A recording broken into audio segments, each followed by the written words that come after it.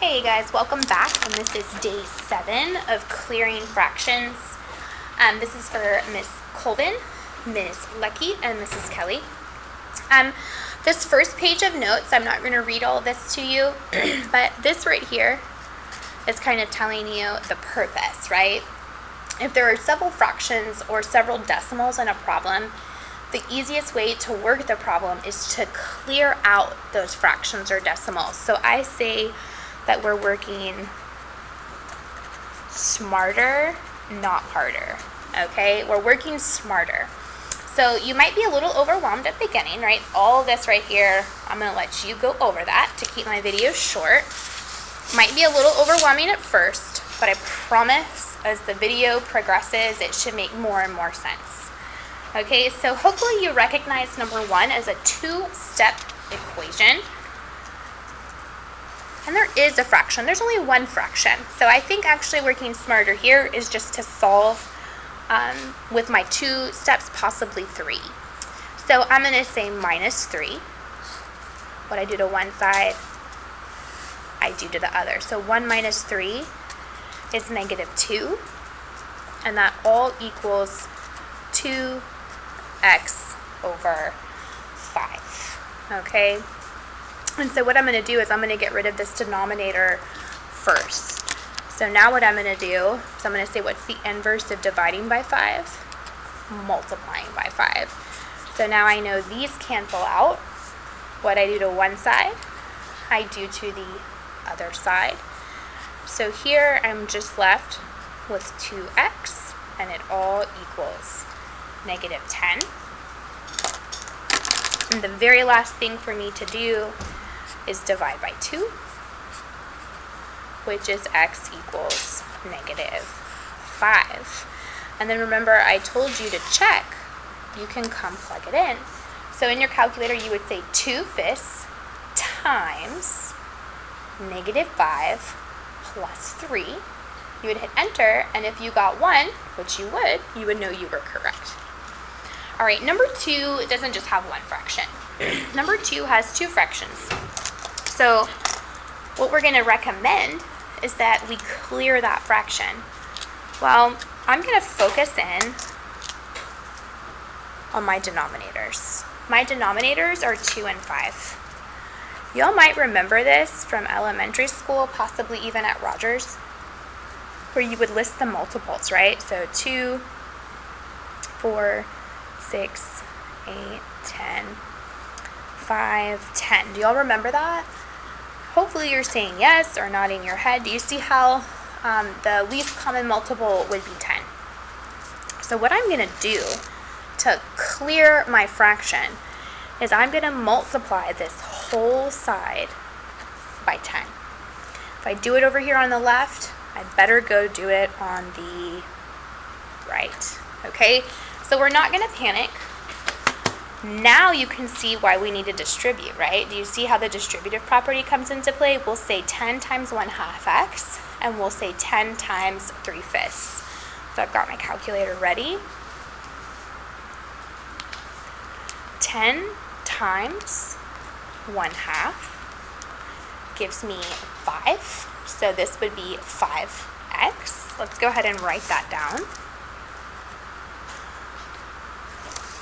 And then 10 times 3/5. That gives me 6.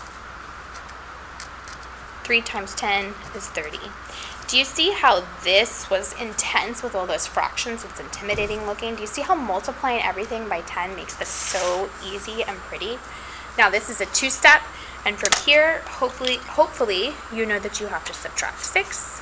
Subtract 6, so that gives me 24 equals 5x. And the very last thing I'm doing is I'm dividing by 5. So I'm going to say 24 divided by 5, and I'm getting 4.8. And you could leave it as 24 over 5 or 4.8. Those are both the same thing. So I could say x equals 24 over 5, or I could say x equals 4 4.8. Both of those are appropriate. Your teacher might have a preference of what they would prefer.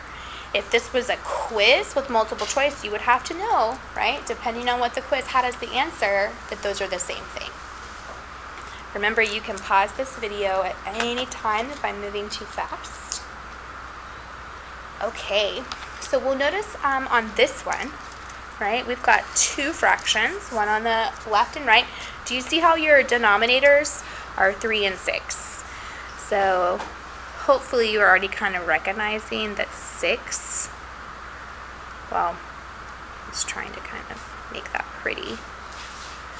Hopefully you're realizing that 6 is the lowest common multiple, so I'm going to multiply everything by 6. If I do it over here, got to do it over here. So I'm going to try and put that like in a little box in the corner. Okay, so we're not going to panic. So we'll say 6 times 2, negative 2/3, and 6 times 3 here. So 6 times negative 2 over, 6 times negative 2/3. See how we're getting negative 4? So that would be negative 4y, and then 6 times 3 is 18. 1/6 times 6 is going to give you 1. All right, isn't that much easier than that with the fractions? Okay, that's the whole point, working smarter, not harder. So minus 18, negative 17 equals negative 4y. Very last thing to do, divide by negative 4. So see how this would actually be positive? So we would say y equals 17 divided by 4. Or 17, well 2, what I'll do is I'll show you why it's negative. So control divide, negative 17 over negative 4. See how that cancels out? And 4.25. I personally think fractions are a better answer, but you can ask your teacher if they would accept both. But you have to know on a quiz that those would be the same thing. All right? Okay, this is kind of nice because the denominators are the same, 3 and 6. So hopefully you realize we're going to multiply the left side by 6, and we'll multiply the right side by 6. So we've already done this, 6 times 1/6, right? You can type it in again if you need to, but we've already done it. That gives you 1x. And we've already done 6 times 2/3 right here, okay? So that would give me plus 4y, all equals negative 4.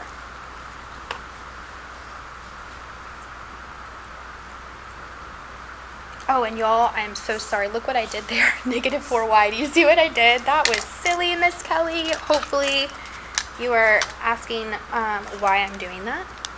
Let me get rid of that, and I'll kind of rephrase it real quick.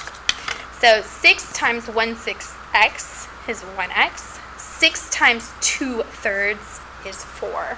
I was looking over there and not paying attention. So from here, I would say minus 4. Minus 4. We're going to be careful. That's negative 8 equals 1x. And there is my answer. Okay, and again, you can go plug it in and say 1/6 times negative 8 plus 2/3, and it will give you negative 2/3.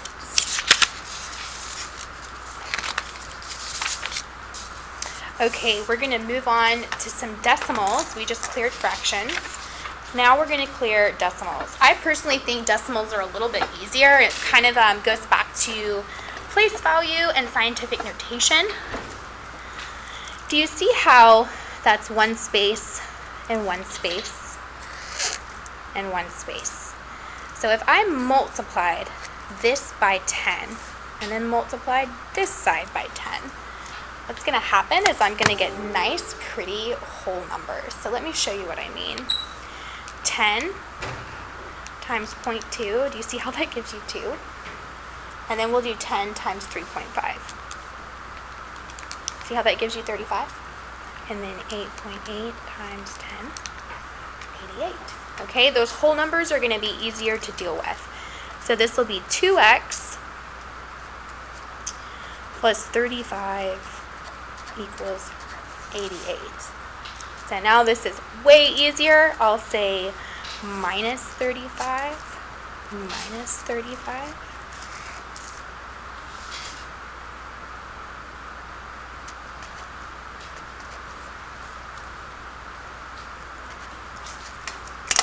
And then from here, divide by 2. So x equals 53 over 2. If you went and got a decimal, it would have been 26.5. I do think the fraction answer is the better answer. Okay, check it out. 1, 2, 1, 1, 2. Well, 2 places, so that means I'm going to multiply everything by 100.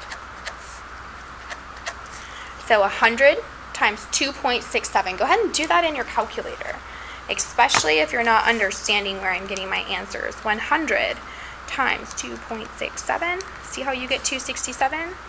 1.4 times 100. See how you get 140? 3.88 times 100. See how you get 388? So that's going to be way easier. So this is going to be 267y minus 140 all equals 388. Much easier. So plus 140 plus 140, 267y equals, and then if we add these together, we'll get 528. And the very last thing to do is divide by 267. Now we've been talking an awful lot about leaving things in fractions. 528 over 267. I'm not going to hit Control Enter, I'm just going to hit Enter. See how it simplified that fraction? Essentially, it divided the top by 3 and it divided the bottom by 3. Your calculator will do that for you. And we got 176 over 89. If you took that and hit Control Enter, you got approximately 1.98. But see, this is why fractions are better, because that looks to me like there's no pattern. There might be a pattern. 0, I don't see one. Okay, so I'm going to leave that.